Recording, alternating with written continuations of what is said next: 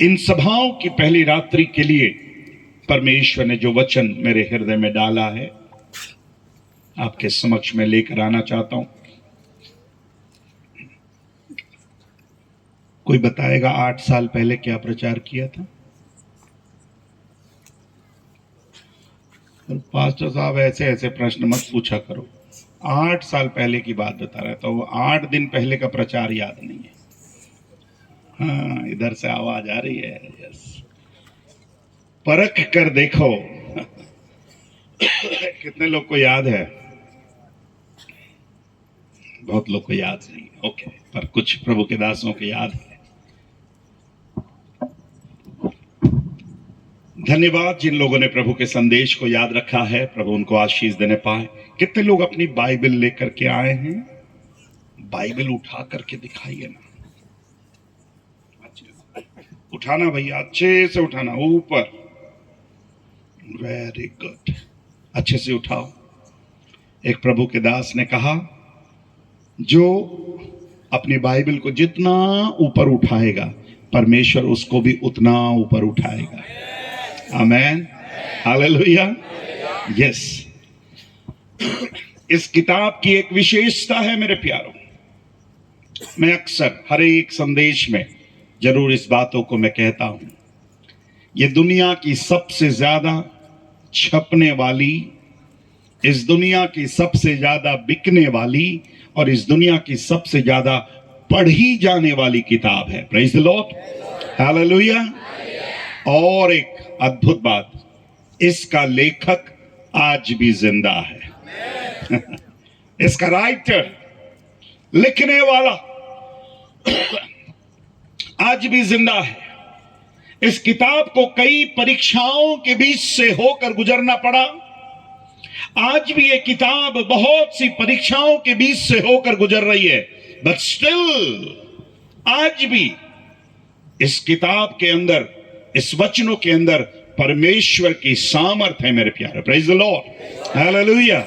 जब आप परमेश्वर के वचन को सुनते हैं, मैं विश्वास करता हूं वो परमेश्वर की सामर्थ इस वचनों के द्वारा, आपके कानों के द्वारा होते हुए आपके हृदय में प्रवेश करने पाए। आमीन। एक बहुत ही चिरपरिचित पद है, मत्ती रचित सुसमाचार उसका 11वां अध्याय।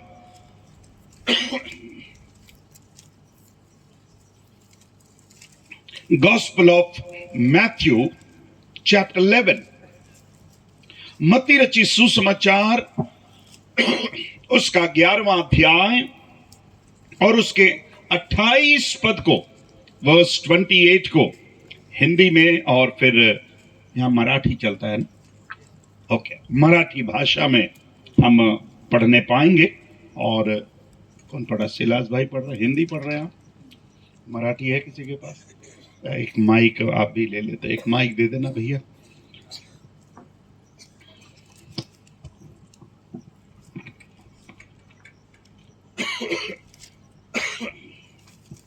आशा करता हूं कि आप बाइबल लाए हैं तो खोलेंगे भी।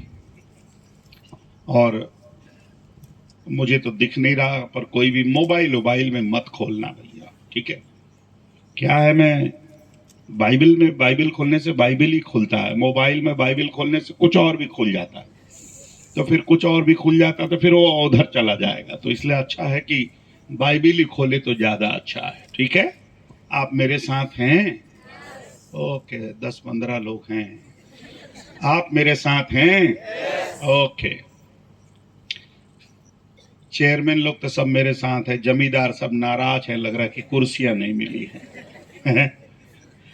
कल आप लोग पहले आना, आप लोग कुर्सी में बैठ जाना, तो ये लोग नीचे बैठेंगे, ठीक है?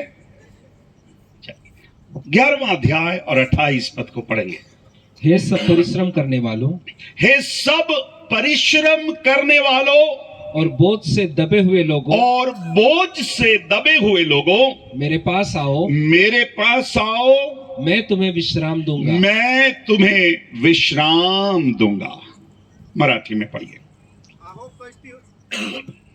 आहो कष्टी व भाराक्रांत जन हो, आहो कष्टी व भाराक्रांत जन हो, आहो कष्टी और बराक्रंत जनाओ, तुम्ही सर्व माझकडे या, सर्व माझ्याकडे आ.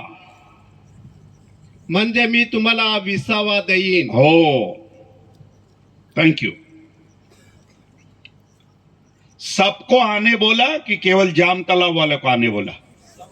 बोलिए ना. सर्व बोला ना. सर्व हाँ, सर्व बोला कि केवल जाम तालाब वाले को आने बोला? सर्व सर्व. हिंदी में लिखा है, हे सब परिश्रम करने वालों और बोझ से दबे हुए लोगों. अगर ग्रीक भाषा में देखें तो एक शब्द इस्तेमाल हुआ है सब. ऑल के लिए एक शब्द है पास, PAS, पास. इस शब्द का अर्थ होता है जितने इस पृथ्वी पर पैदा हुए हैं, जितने पूरे ब्रह्मांड में, संसार में जितने पृथ्वी पर पैदा हुए हैं, उन सब के लिए परमेश्वर ये कहता है, हे परिश्रम करने वाले और सब बोझ से दबे हुए लोगों, मेरे पास क्या है, आओ. Praise the lord, hallelujah. बोलिए ना अच्छे से, हालेलुया बोलिए. परमेश्वर हर एक को बुला रहा है. God is calling everyone. मेरे प्रिय भाई और बहनों, परमेश्वर, बाइबल का परमेश्वर भेदभाव करने वाला परमेश्वर नहीं है.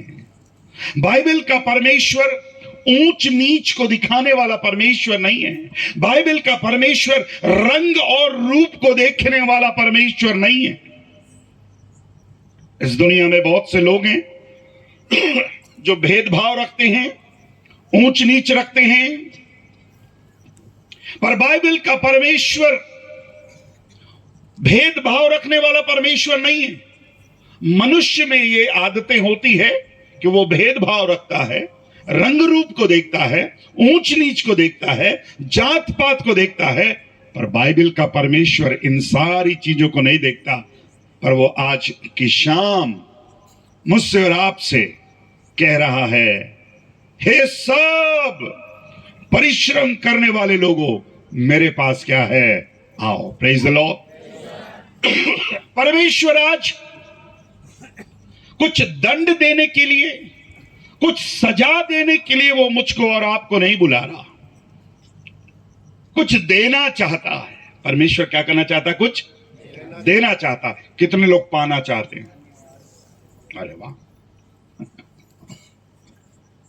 अगर आप पाने के लिए आए हैं तो मैं आपसे कहना चाहता हूं, आप सही जगह आए हैं.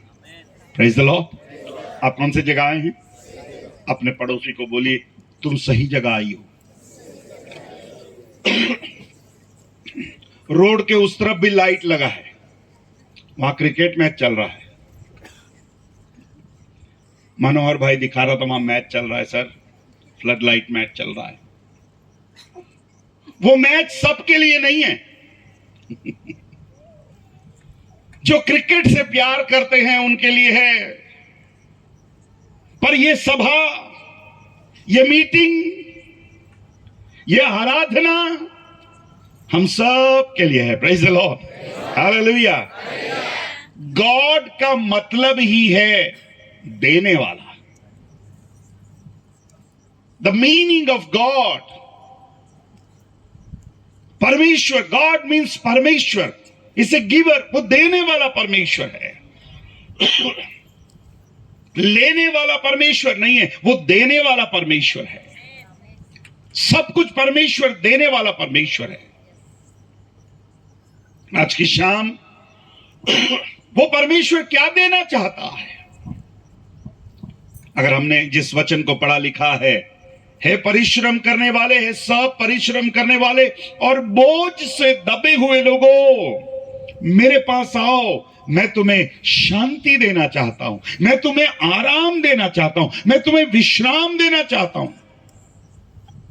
आज यही तो मनुष्य खोज रहा है.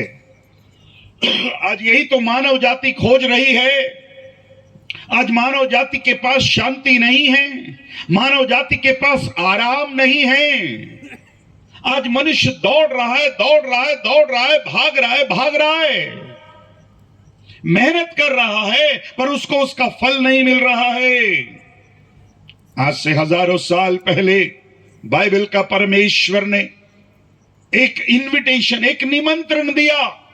द सेम गॉड, वही परमेश्वर आज की शाम जाम तालाब में आए हुए तमाम प्रिय लोगों से कह रहा है, कम ऑन टू मी, मेरे पास आओ, मैं कुछ देना चाहता हूं तुम्हें। मैं तुम्हें क्या करना चाहता हूं? कुछ देना चाहता हूं।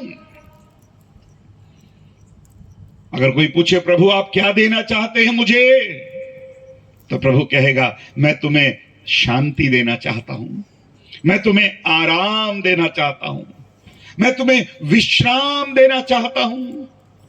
यह दुनिया नहीं दे सकती, जो दुनिया नहीं दे सकती, जो समाज नहीं दे सकता, जो हमारे रिश्तेदार सगे संबंधी नहीं दे सकते, वो मुझको और आपको हमारा प्रभु देना चाहता है। Praise the lord, hallelujah. आप थके हुए हैं, अपने जीवन से आप थके हुए हैं, अपने कामों से आप थके हुए हैं।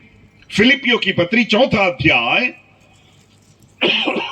फिलिपियों की पत्री 4 अध्याय और उसके 7वें पद को भी पढ़ेगा।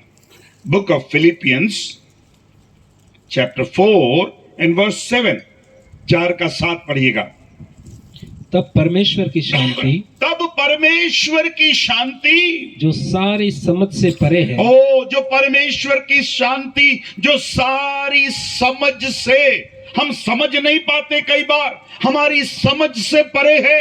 परमेश्वर, चर्च मेरी तरफ देखिएगा, परमेश्वर जो हमें देना चाहता है वो हमारी समझ से क्या है? परे है। हम सोच नहीं सकते। जो परमेश्वर हमें देता है उसके बारे में हम कल्पना नहीं कर सकते, हम सोच नहीं सकते। प्रभु का दास पौलुस कहता है, तब परमेश्वर की शांति जो सारी समझ से क्या है? परे है। आगे पढ़ना बेटा।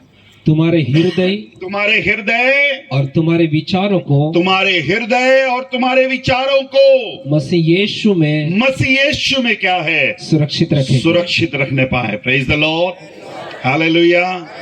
अच्छा वाला हालेलुया बोल रहा हूं।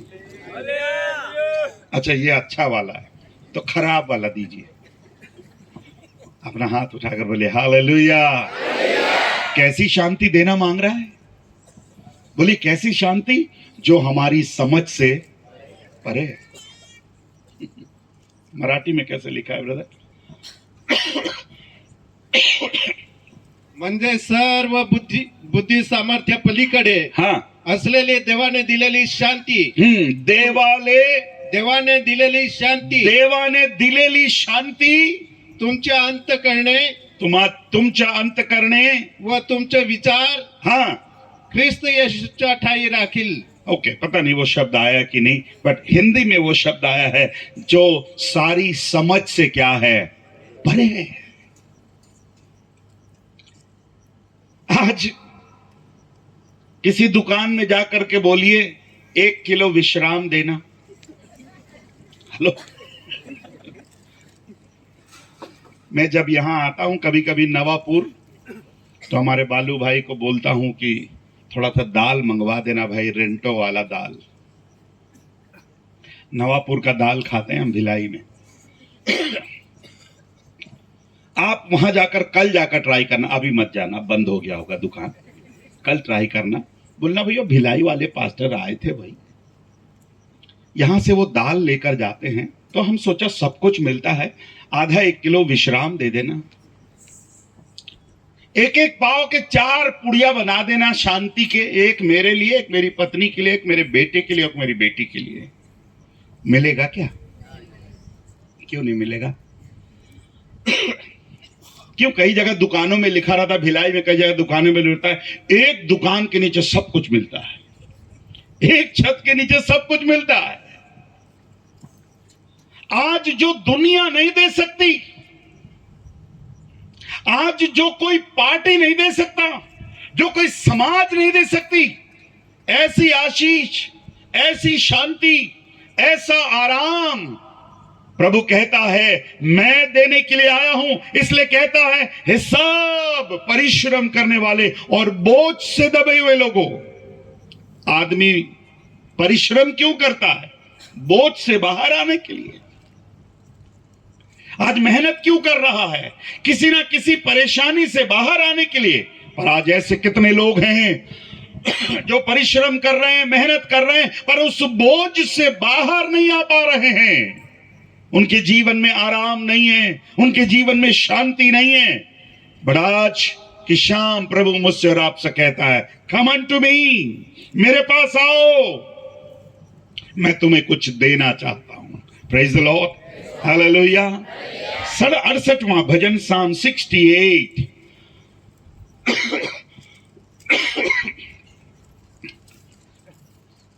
भजन 68, साम 68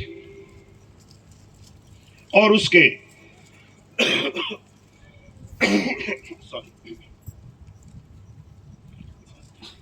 19वें पद को भी पढ़ेगा, वर्स 19। धन्य है प्रभु, कैसा है प्रभु हमारा? धन्य, धन्य है प्रभु जो प्रतिदिन हमारा बोझ उठाता है। कब उठाता है भैया हमारा बोझ? प्रतिदिन। थोड़ा बोलिए, कब उठाता है हमारा बोझ? प्रतिदिन। मैं आपकी आवाज सुनना चाहता, कब उठाता है? प्रतिदिन। मराठी में पढ़िए। प्रभू धन्यवादित असो, प्रभु धन्यवादित असो, तो प्रतिदिन आमचा भार वाहतो। प्रतिदिन। अच्छा, हिंदी में भी, मराठी में भी आया प्रतिदिन। मेरी तरफ देखना, अगर यहां लिखा रहता कि हमारा परमेश्वर शनिवार और रविवार को बोझ उठाता है, तो कब आते आप? बोलिए ना, कब आते आप? शनिवार और। अगर कोई जा रहा भी होता तो काहे को जा रही है चर्च, काहे को ले जा रही, कोई फायदा नहीं है। सोमवार को कुछ नहीं होगा, मंगलवार को कुछ नहीं होगा, बुधवार को कुछ नहीं होगा, गुरुवार को कुछ नहीं होगा, शुक्रवार को भी कुछ नहीं होगा, शनिवार को होगा। पर डू यू नो, क्या आप जानते हैं भजन का लिखने वाला कहता है धन्य है वो प्रभु जो प्रतिदिन हमारा बोझ उठाता, एवरी डे। कितना अच्छा परमेश्वर हमारे पास है, जो हमें शांति देना चाहता है, जो हमें आराम देना चाहता है। और भजन का लिखने वाला कहता है जो प्रतिदिन हमारा बोझ उठाने के लिए तैयार है। क्या आज की शाम कोई बोझ आपके पास है? कोई ऐसी बात आपके पास है जिसको लेके शायद आप परेशान हो? किसी को बता नहीं पा रहे आप, किसी को शेयर नहीं कर पा रहे आप, कोई आपकी सुनने वाला नहीं है। पर आपके पास एक गुड न्यूज आज मैं देने के लिए आया हूं। आज हम ऐसे प्रभु के उपस्थिति में बैठे हैं जो प्रतिदिन हमारा बोझ उठाने के लिए तैयार है। Praise the lord, hallelujah. Every day, केवल शनिवार और रविवार को ही नहीं, हर दिन शुरू हुआ कि नहीं, प्रभु हमारे पास आकर कहता है तेरे पास कोई बोझ है क्या? तेरे पास कोई दर्द है क्या? तो प्रभु हमसे कहता है गिव हिम टू मी। लोग हमारे ऊपर बोझ डालना चाहते हैं और परमेश्वर हमारा बोझ उठाना चाहता है। कितना फर्क है। इस दुनिया में बहुत से लोग आए, बहुत से संस्थाएं आई, बहुत से लोग आए। सोमवार को ऐसा करो, मंगलवार को ऐसा करो, बुधवार को ऐसा करो, गुरुवार को ऐसा करो, शुक्रवार को ऐसा करो, शनिवार को ऐसा करो, रविवार को ऐसा करो। कुछ ना कुछ करो, बोले करो करो करो। पर बाइबल का परमेश्वर कुछ करने के लिए नहीं बोला। उसने डूइंग पार्ट, करने का काम उसने क्रूस के ऊपर कर दिया। क्रूस के ऊपर से उसने आखिरी वाणी एक शब्द कही। क्या कही? पूरा हुआ। एक वाणी उसने कही, पूरा हुआ, इट इज फिनिश्ड। जो मैं तुम्हारे लिए करना चाहता था उस काम को मैंने पूरा किया है। मेरे प्रिय भाई और बहनों, अब कोई काम करने के लिए मेरे पास बचा नहीं है। एक ही काम प्रभु ने मुझको और आपको करने के लिए दिया है, और वो है कि मैं उस पर विश्वास करने पाऊं। Praise the lord, hallelujah. करना आसान है, काम करना आसान है कि विश्वास करना आसान है? बोलिए ना। आप लोग अभी भी नाराज हैं, नहीं बोलेंगे? विश्वास करना आसान है कि कुछ काम करना आसान है? तभी तो आपको नाम भी मिला है। हमारे नाम के अलावा हमको एक और नाम मिला है, फलाना चर्च का विश्वास, जाम तालाब के विश्वासी, करंजी के विश्वासी, बंधारफली के विश्वासी, चिंचपाड़ा के विश्वासी, सिलेटवेल के विश्वासी, वाड़ी बेस रोड के विश्वासी। अगर कोई हमको बोल दे, ओ देख जाम तालाब का विश्वासी आ रहा है, अरे नाराज भैया, अब युद्ध हो जाएगा। प्रतिदिन ये दुनिया हमारे ऊपर बोझ डालती है, और प्रभु का धन्यवाद हो, मेरा यीशु, मेरा प्रभु हमारा बोझ क्या करता है? उठाता है। Praise the lord, hallelujah, hallelujah. एक और आयत में पढ़वाऊंगा, यशायाह नबी की पुस्तक, यशायाह नबी की पुस्तक उसका 53वां अध्याय, यशायाह नबी की पुस्तक उसका 53वां अध्याय,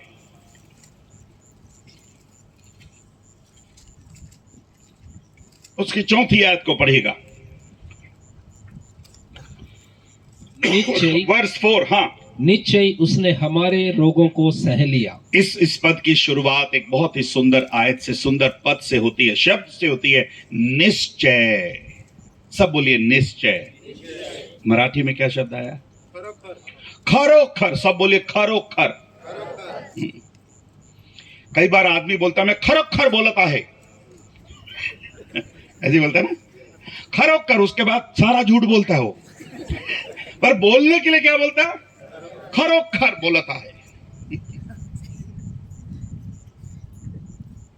बाइबल स्पीक्स निश्चय। इंग्लिश में शब्द आया है श्योरली। इस दुनिया में बहुत सी चीज का गारंटी नहीं है, निश्चय नहीं है।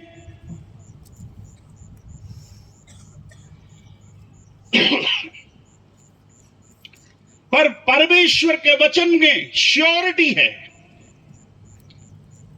खरोखर है, और कहता है निश्चय। हाँ भैया, निश्चय उसने हमारे रोगों को सह लिया। निश्चय। थोड़ा हम लोग कई बार ऐसे पढ़ लेते ना, समझ में नहीं आता। जब आप थोड़ा शब्दों पर ध्यान देकर थोड़ा उस पर जोर लगा कर पढ़े, निश्चय, श्योरली, खरोखर उसने हमारे रोगों को क्या कर लिया? सह लिया। रोगों को क्या कर लिया? सह लिया। सब बोलिए सह लिया। सह लिया मतलब उसने क्या कर लिया? उठा लिया। हमारे रोगों को उठा लिया। पढ़िए, मराठी में पढ़िए। खरोखर आमच्या व्यथी त्याने आपल्यावर घेतले, हाँ, आपल्यावर घेतले, आमचे क्लेश बस त्याने बस वाहिले। बस। खरोखर हमारी बीमारी को, हमारी परेशानियों को उसने उठा लिया।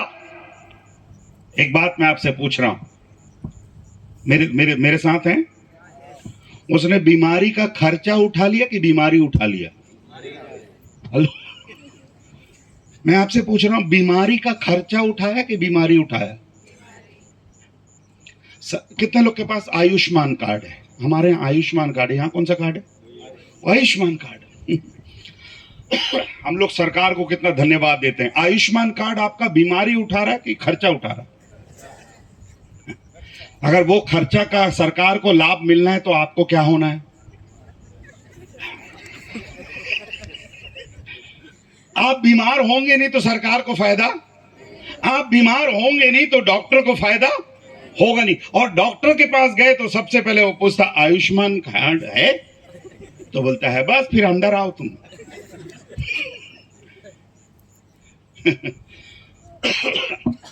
देखिए एक बहुत ही अद्भुत बात मैं यहां पर क्या आपसे कहना चाह रहा हूं। यहां पर लिखा है निश्चय उसने हमारे लोगों का, हमारी बीमारियों का खर्चा नहीं उठाया जी, बल्कि उसने हमारी बीमारी को अपने ऊपर क्या कर लिया, उठा लिया। Praise the lord, hallelujah. इस दुनिया में आपके बहुत से लोग मिल जाएंगे, आप रोगे गाओगे, बोलेगा ठीक है तुम्हारी बीमारी का खर्चा मैं उठा लूंगा, बट मैं एक ऐसे परमेश्वर के पास आया हूं, एक ऐसे प्रभु के पास में और आप आए हैं, हमारी बीमारी का खर्चा नहीं, हमारी बीमारी को उठाने के लिए तैयार है। ताली बजाकर प्रभु को धन्यवाद। आज कौन आपको बुला रहा है? आज वो यीशु कौन है? वो यीशु मेरी बीमारी को उठाने वाला परमेश्वर है। वो यीशु मेरे बोझ को उठाने वाला परमेश्वर है। वो यीशु मेरे दर्द को उठाने वाला परमेश्वर है। आज कौन से दर्द के साथ आए हैं, कौन सी बीमारी के साथ आए हैं, कौन सी परेशानी के साथ आए हैं, कौन से भारी मन के साथ आए हैं? आज प्रभु मुझसे और आपसे कहता है, मैं प्रतिदिन, अगर आपने आज तक प्रभु को अपना बोझ नहीं दिया है, अपनी बीमारी आज तक प्रभु को नहीं दी है, आज पहले दिन आपके पास अवसर है कि हम प्रभु से कहने पाए कि प्रभु मैं तेरा धन्यवाद देता हूं कि निश्चय तूने हमारे रोगों को क्या कर लिया, सह लिया, और हमारे दुखों को उसने क्या कर लिया, उठा लिया। और बाइबल कहती है, पढ़ना भैया, 34वीं आयत को पढ़ना, वर्स 3 को पढ़ना। वह तुच्छ जाना जाता और मनुष्य का त्यागा हुआ था। हाँ, वह दुखी पुरुष था। हाँ, रोग से उसकी जान पहचान थी। रोग से उसकी जान पहचान थी और लोग उससे मुख फेर लेते थे। लोग उससे मुख फेर लेते थे। वह तुच्छ जाना गया। वह तुच्छ जाना गया और हमने उसका मूल्य न जाना। सब बोलिए, हमने उसका मूल्य ना जाना। हमने उसका मूल्य न जाना। थोड़ा जोर से बोलिए, हमने उसका मूल्य ना जाना। किसी में हिम्मत है तो अपना नाम लगाकर पढ़िए वो आखिरी वाले शब्द। स्टैनली ने उसका मूल्य ना जाना। पढ़ना भैया, तेरा नाम मालूम है तुझको? शिलास ने उसका मूल्य न जाना। आप पढ़िए ब्रदर। रतिलाल ने उसका मूल्य ना जाना। अरे रे रे रे, आप पढ़ेंगे? कितने लोग के पास बाइबल है? आशा करता हूं आपका नाम आपको मालूम होगा। पढ़िए, सबके पास उतने को ही पढ़ना, अपना नाम लगाकर पढ़ना। 1 2 3 स्टार्ट। मैं जब कभी पढ़ता हूं, हमने, मैंने उसका मूल्य नहीं जाना। जो चीज फोकट में मिलती है उसकी कोई कदर नहीं होती है ना। जो चीज फ्री में मिलती है उसकी कोई क्या नहीं होती, कदर नहीं होती। और जो चीज हम पैसे से खरीदते हैं उसका मूल्य हम जानते हैं। आज ये यीशु, ये प्रभु जो सारी मानव जाति का बोझ उठाने के लिए आज उस क्रूस पर मेरे लिए और आपके लिए मारा गया। प्रभु का दास यशायाह कहता है, मैंने और आपने उसका मूल्य नहीं जाना, उसकी कीमत नहीं जानी। मैं तो धन्यवाद देता हूं यहूदा इस्करियोती के लिए, कम से कम उसने थोड़ा तो दाम लगाया भाई। कितना लगाया? कुछ तो लगाया भाई उसने कीमत। अपने गुरु को 30 चांदी के सिक्कों में बेच दिया। आप कितने सिक्कों में बेचते रहे? कुछ लोग 10 रुपए का गुटखा, 15 रुपए की बीड़ी, मुझे नहीं पता यहां कितने की आती है, उतना ही रेट होगा।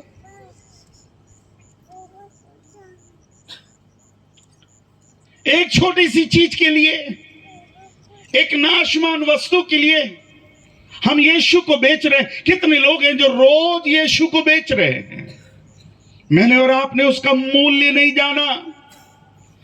आज जो यीशु मेरा और आपका बोझ उठाने के लिए है, काश मुझको और आपको वो यीशु का कीमत मालूम चल जाती मेरे प्यारो। जो यीशु आज शाम को मुझसे और आपसे कहता है, हे सब परिश्रम करने वाले और बोझ से दबे हुए लोगों, आज तुम किसके पास आओ? मेरे पास आओ, मैं तुम्हें क्या दूंगा? विश्राम दूंगा। मैं जल्दी मेरा समय समाप्त हो रहा है, थोड़ी देर में समाप्त हो जाएगा। एक उदाहरण मैं आपके सामने रखना चाहूंगा। कौन से कामों को हम परमेश्वर के ऊपर डाल दें? वो कौन सी बातें हैं जब हम प्रभु के ऊपर डाल सकते हैं और प्रभु हमारे बोझ को क्या कर सकता है? उठा सकता है। बहुत से उदाहरण हैं बाइबल में, बट मैं समय के अभाव में एक या दो उदाहरण आपके सामने मैं रखना चाहूंगा। हमारा प्रभु उठाने वाला प्रभु है। Praise the Lord. सब बोलिए, उठाने वाला प्रभु है। लोग गिराते हैं और प्रभु उठाता है। Praise the Lord. ऐसा कोई है प्रभु ने मुझे गिरा दिया? ऐसा कोई है प्रभु ने मुझे गिरा दिया? नहीं नहीं नहीं नहीं। जरा सोचिए, हम कहां पड़े हुए थे, किस रास्ते में थे, किस दलदल में पड़े हुए थे, किस बीमारी में पड़े हुए थे, कैसे बोझ से हम दबे हुए थे, किस प्रकार के कर्ज से हम लदे हुए थे। थैंक गॉड, प्रभु का धन्यवाद हो, कोई तो हमारे पास गुड न्यूज लेकर आया और प्रभु ने हमें वहां से क्या किया? उठा करके खड़ा किया मेरे प्यारे। Praise the Lord. नीति वचन की पुस्तक उसका 16वां अध्याय, बुक ऑफ प्रोवर्ब्स 16वां अध्याय,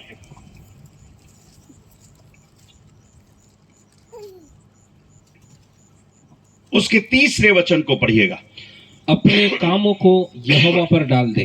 अपने कामों को यहोवा पर डाल दे, इससे तेरी कल्पनाएं सिद्ध होगी। इससे तेरी कल्पनाएं क्या होंगी? सिद्ध होंगी। पढ़ेंगे, मराठी में भी पढ़िए, आपके सुविधा के लिए मैं मराठी में भी आपले पढ़वा। सर्व कार्य अपने सर्व कार्य परमेश्वरावर सोपा। परमेश्वरा पर सौंपा। म्हणजे बस अपना सर्व कार्य, या इसको नाम दिया है अपने कामों का भार। कौन सा भार? अपने कामों का भार। जो काम आप कर रहे हैं पर वो आपके लिए भारी लग रहा है, आज प्रभु का दास हमसे कहता है, अपने कामों का भार यहोवा पर डाल दे, इससे तेरी कल्पनाएं, इससे तेरे काम, तेरे विचार क्या हो जाएंगे? सिद्ध हो जाएंगे। आज की शाम शायद आप कुछ बोझ से दबे हुए होंगे। कोई काम करते करते शायद आपको परेशानियों का सामना करना पड़ा होगा। कोई बिजनेस कर रहे होंगे जिसमें आशीष नहीं मिला होगा। कोई खेत आप जोत रहे होंगे, उसमें फसल नहीं निकल रही होगी।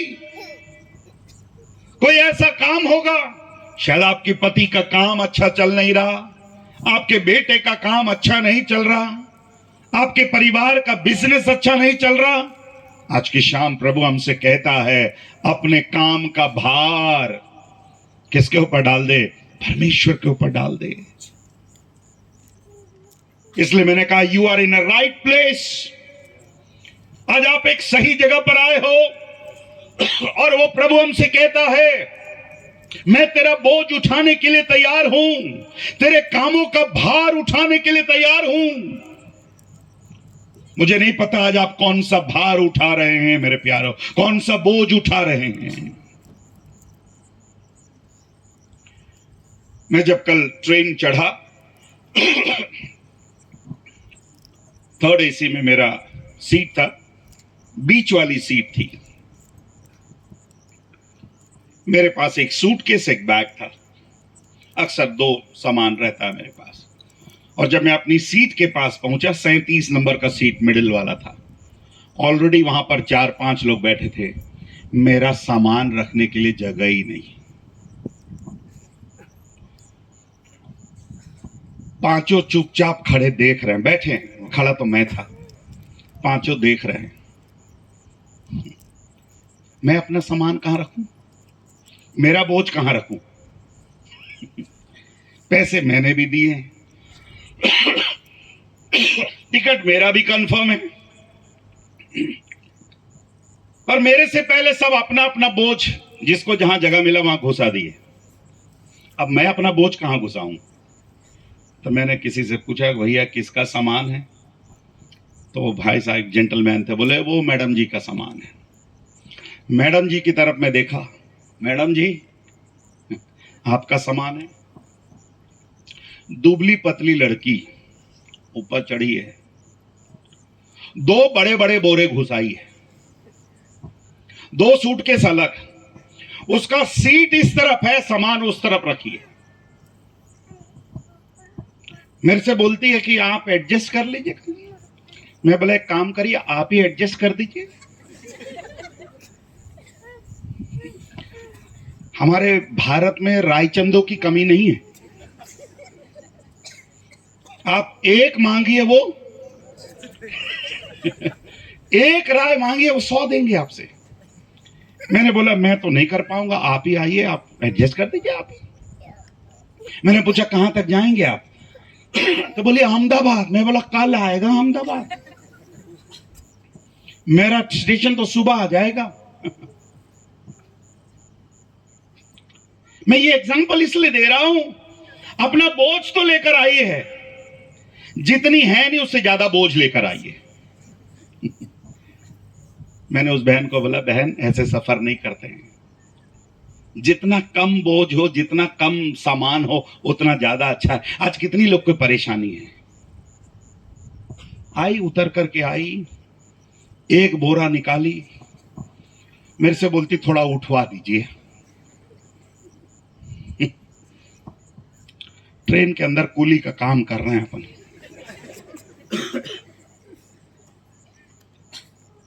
वो बोरा देखकर तो लगा बहुत भारी होगा, पर उठाने के बाद लगा कि नहीं ज्यादा भारी नहीं, उठा कर रखा। अब एक सीट उसमें उसने एक अपना छोटा बैग रखी है और पूरा बोरा रखी है, और पूरे रात भर ऐसी मतलब पैर और हाथ ऐसे क्या बोलना चाहिए पास पास रख करके मुड़ करके सोई है। आराम से भी नहीं सो, कैसे सो पाएगी? और मेरे को एक सूटकेस रखने का जगह मिला, फिर अपना दूसरा बैग में लेकर के फिर रहा हूं, फिर पड़ोस के यहां रिक्वेस्ट करके वहां रखा। मैं इसलिए कह रहा हूं इस बात को, वो अपना बोझ के साथ ही रात भर क्या कर रही है? सो रही है। आज कितने भाई और बहन हैं, कितने परिवार हैं जो हर रात अपने बोझ के साथ, अपने दर्द के साथ, अपने परेशानियों के साथ रोज सो रहे हैं, रोज उठ रहे हैं, उसी प्रकार से जा रहे हैं। चर्च भी वैसी जा रहे हैं, ड्यूटी भी वैसी जा रहे हैं, काम पे भी वैसी जा रहे हैं। वो बोझ कम नहीं हुआ, पर वो बोझ धीरे धीरे क्या हो रहा है? बढ़ रहा है। पर आज की रात अगर आपके जीवन में, आपके परिवार में अगर ऐसा कोई बोझ है, प्रभु आज आपसे कहता है मुझे दे दो। क्या बोलता है प्रभु? मुझे दे दो। तुम्हारे काम का भार मैं उठाने के लिए तैयार हूं, तुम्हारे बोझ को मैं उठाने के लिए तैयार हूं। शायद आपने आज तक दिया नहीं होगा। भजन का लिखने वाला दाऊद कहता है, भजन 55 और उसका 22 में कहता है, अपना बोझ यहोवा पर डाल दे।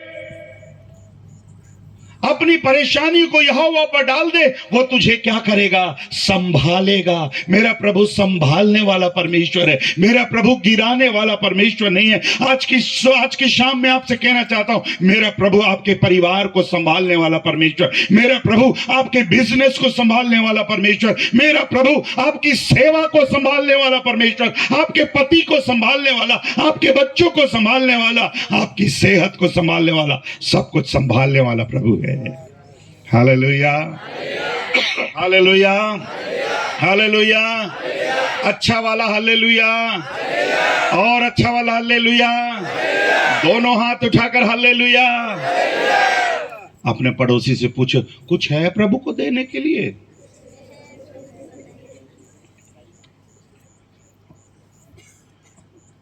जिसका चेहरा ऐसे लटका रहता है, ऐसा एकदम उदास रहता है, उसको कौन सी आत्मा बोलते हैं हम? बोलिए ना। हैं? दुखी आत्मा बोलते हैं। कौन सी आत्मा? दुखी आत्मा। उसके चेहरा देखो, हमारे यहाँ एक शब्द भी इस्तेमाल करते हैं, देखो उसका 12 बजा हुआ है उसके चेहरे पर। 12 बजे मतलब कोई आनंद नहीं, कोई खुशी नहीं, कोई ना कोई दुख है। यीशु मसीह जानता है कि आपकी कौन सी दुख है, आपकी कौन सी परेशानी है, पर प्रभु आपके लिए कुछ नहीं कर पाएगा जब तक आप उसको देना नहीं चाहोगे, जब तक आप उसको देना नहीं चाहोगे। आज प्रभु हमसे कह रहा है, गिव, अपने बोझ को आज मुझको पर दे दो। मैं एक एग्जाम्पल से बताकर समाप्त करूंगा। एक बार पीटर लूका रचित सुसमाचार में रात भर मेहनत किया। कहता मेहनत किया, रात भर मेहनत किया। कितनी मछली पकड़ा उसने? एक भी नहीं।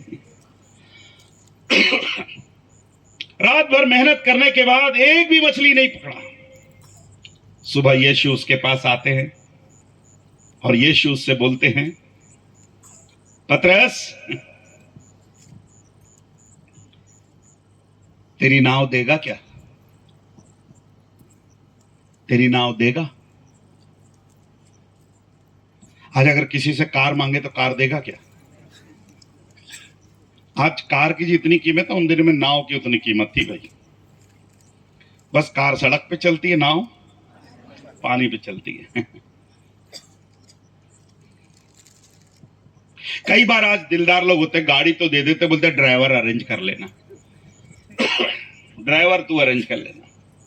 प्रभु ने कहा, भाई मुझे गाड़ी भी चाहिए, मुझे ड्राइवर भी चाहिए।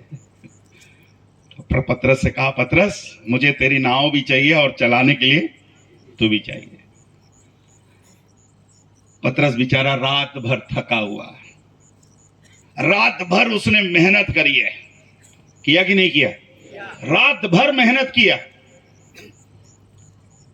सोचिए, रात भर मेहनत के बाद एक भी मछली नहीं पड़ा। टेंशन में रहा होगा कि खुश रहा होगा? घर जाएंगे तो पत्नी पूछेगी, काय झाला है? लवकर आली, काय झाला, जल्दी आई, मछली कुठे? मछली को क्या बोलते हैं? हाँ, मासे कुठे? तो वो लगा मासे मौसी कड़ा कुठे? मैडम पूछेगी, मछली कहाँ है? अरे क्या जवाब दूंगा पत्नी को, बच्चों को क्या जवाब दूंगा?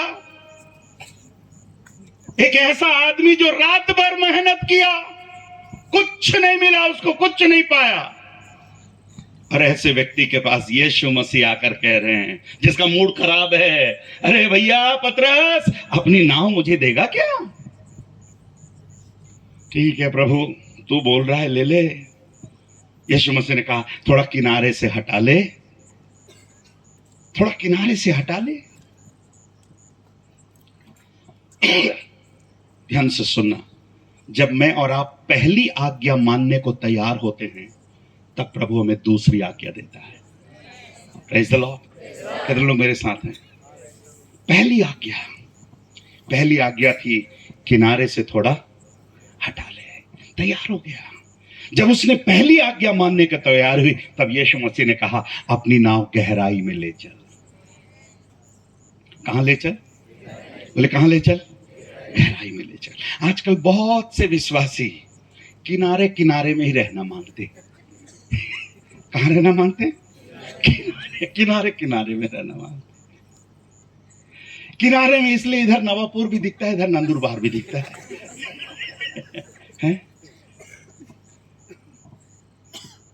इधर पूर है, उधर बार है।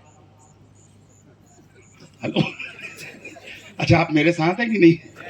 इधर पूर है, उधर बार है, विश्वासी बाहर है।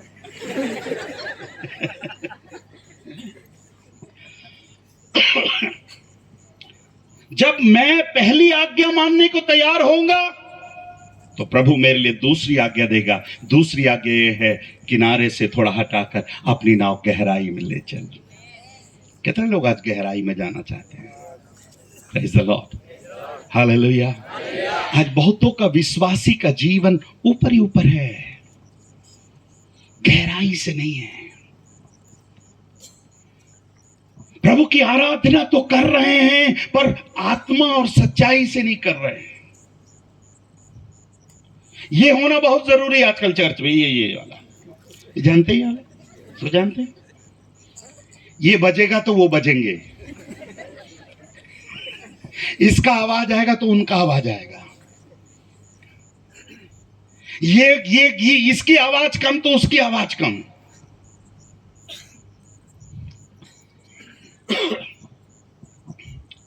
अरे एक समय था लोग चर्च में गाते थे, आराधना करते थे। आजकल लोग गाने के लिए नदी नालों के पास जाते हैं। हेलो, आप मेरे साथ हैं कि नहीं है? कहाँ जा रहे हैं? नदी नाल। ये सुनने के लिए यहाँ कोई रहा नहीं अभी। कहाँ जा रहे हैं? रिकॉर्डिंग शूटिंग करने के लिए। हमारे समय में पूरे पूरे कपड़े पहनकर गाना गाते थे, आजकल स्टाइल आया है। अशोक भाई बोलिए ना, ऐसा बटन खुला हुआ होना चाहिए। और फिर लगता है ये कोई जबरदस्त आदमी आया, इसको बुलाओ रे जाम तलाव में।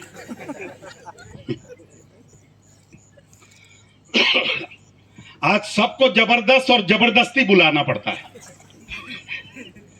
1,00,000-1,50,000 के नीचे कोई नहीं आता जी आजकल।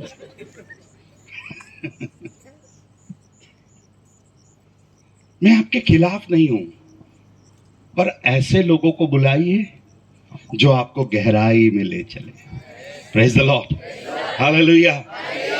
रात भर मेहनत किया, एक भी मछली नहीं पकड़ा। मछली नहीं पकड़ा इसका तो दुख था ही था। इतना प्रोफेशनल आदमी है, मछुआरे के घर में पैदा हुआ। मछली कहां मिलेगी मालूम है? वो तो पानी देख करके बता दे कि भाई यहां मछली कितना मिलेगी, कितनी गहराई में मिलेगी। ऐसा एक्सपीरियंस आदमी भी रात भर मेहनत किया, कुछ नहीं पकड़ा। यीशु मसीह उसके पास आए, पतरस आज मैं तेरी मदद करना चाहता हूं। यीशु मसीह ने पतरस से कहा, अपनी नाव को गहरे में ले चल। इतिहास बताती है कि वो गन्नेसरेत की जो झील, जो समुद्र था, बहुत लंबा नहीं था। 30 किलोमीटर लंबा और 10 किलोमीटर चौड़ा वो समुद्र था। जब यीशु मसीह ने पतरस से बोला गहरे में ले चल, मैं सोचता हूं पतरस के मन में बहुत से सवाल आ रहे होंगे। कौन आदमी मुझसे बोल रहा है कहां ले चल, गहरे में ले चल? ये कौन आदमी है जो मुझसे मिला गहरे में ले चल? पतरस चाहे तो बोल सकता था, प्रभु दिन में मछली नहीं पकड़ी जाती, दिन में मछली नहीं पकड़ी जाती। प्रभु मैं और मेरा टीम रात भर मेहनत किए हैं। The whole night we have worked, पूरी रात हमने मेहनत की है। तीसरा सवाल पतरस पूछ सकता था, प्रभु आपको कुछ मछली पकड़ने का कुछ अनुभव वगैरह है क्या? आपको कुछ एक्सपीरियंस है? तू तो खानदानी बढ़ाई का बेटा है, तेरा बिजनेस ही अलग है, तेरा प्रोफेशन अलग है और मेरा प्रोफेशन अलग है, और तू हमें सिखा रहा है। ये कीबोर्ड वाले भैया कहां? हाँ वही, घबराना मत। अगर मैं इनसे बोलूं ये कीबोर्ड रखा भैया, इसको तुम ऐसा बजाना, उसको तुम वैसा बजाना, मेरे को कीबोर्ड बजाना नहीं आता, मैं बस देख बेल लेता हूं। अगर मैं इसको बोलूं इसको ऐसा बजाना वैसा बजाना, वो उसको नाराज आएगा, बोलेगा कीबोर्ड आप रखो भैया, आप ही बजाओ, जैसा बजाना वैसा बजाओ, नाराज हो जाएगा। पतरस चाहता तो नाराज हो जाता, प्रभु आप मुझे मछली पकड़ना सिखाओगे? मैं खानदानी मछली पकड़ने वाला हूं। हम तो मौसम देख करके बता दें, हम तो पानी देख करके बता दें, मछली की चाल देख करके बता दें कि कितनी टीम आ रही है, और आप मुझे बता रहे हैं। पर पतरस ने एक भी सवाल नहीं किया। पतरस ने एक ही बात कही प्रभु से, प्रभु तेरे कहने से। किसके कहने से? तेरे कहने से, तेरे कहने से। प्रभु तू बोल रहा है इसलिए मैं करने के लिए तैयार हूं। और मेरी बाइबल बताती है 6वें पद में लिखा है, उसने जब ऐसा किया। कैसा किया भैया? ऐसा किया। ओ बाप रे, जो मछलियां रात भर पता नहीं कहां गई थी। हेलो, रात भर वो मछलियां कहां गई थी पता नहीं। मैं सोचता हूं उस दिन ऐसा होड़ लगा हुआ, सब मछली को कहां जा रही? मैं पतरस के नाव में जा रही हूं। अरे तू कहां जा रही? मैं भी पतरस के नाव में जा रही। अरे तू कहां चला? मैं भी वहीं चला। कोई नंदुरपार से मछली आ रही, कोई नवापुर से आ रही है, और सब कहां घुस रही है? सब पतरस की कहां घुस रही है? जाल में घुस रही है। चर्च ध्यान से सुनना, जल भी वही, जाल भी वही, जल भी वही, जाल भी वही। पर इस बार प्रभु ने कुछ बोला है। Praise the lord, hallelujah, hallelujah, hallelujah. अगर मेरा प्रभु चाहता तो जादू से भर देता। प्रभु बोलता है गिली गिली गिली गिली गिली घुस, हैं गिली गिली गिली गिली गिली, कतला घुस, रोहू घुस, और मछली का नाम मुझे नहीं मालूम। कहां घुसू? पतरस के जाल में घुस। जब उसने ऐसा किया, किसके कहने से? स्वामी के कहने से, राजा के कहने से, प्रभु के कहने से। मेरे प्यारे भाई और बहनों, जो मुझको करना है अगर मैं करूंगा, जो आपको करना है यदि आप करेंगे, बाकी मेरा प्रभु करेगा मेरे प्यारे। Hallelujah, hallelujah, hallelujah. आज की रात आप किसके लिए प्रयास कर रहे हैं? आज की रात कौन से काम के लिए आप प्रयास कर रहे हैं? कौन सी बात के लिए आप मेहनत कर रहे हैं कि रात भर हमने मेहनत किया, पिछले कई महीनों से मेहनत कर रहे हैं, पर आज की रात प्रभु हमसे कहता है, क्या हम मेरी बात सुनने के लिए तैयार हो? बाइबल बताती है जब उसने ऐसा किया, कम बैक टुमारो, कल रात्रि में लौट करके आइएगा। इसी विषय को हम थोड़ा सा और आगे बढ़ाएंगे। प्रभु मुझसे और आपसे कहता है कि सब परिश्रम करने वाले और बोझ से दबे हुए लोगों मेरे पास आओ। मैं सोचता हूं उस दिन पतरस इतना आनंदित हो गया। पतरस सोच भी रहा होगा, अरे यार ये कल रात में कहां गई थी? ये मछलियां कल रात में कहां गई थी? मैं सोचता हूं उस दिन पूरे मार्केट में किसकी मछलियां बिक रही थी?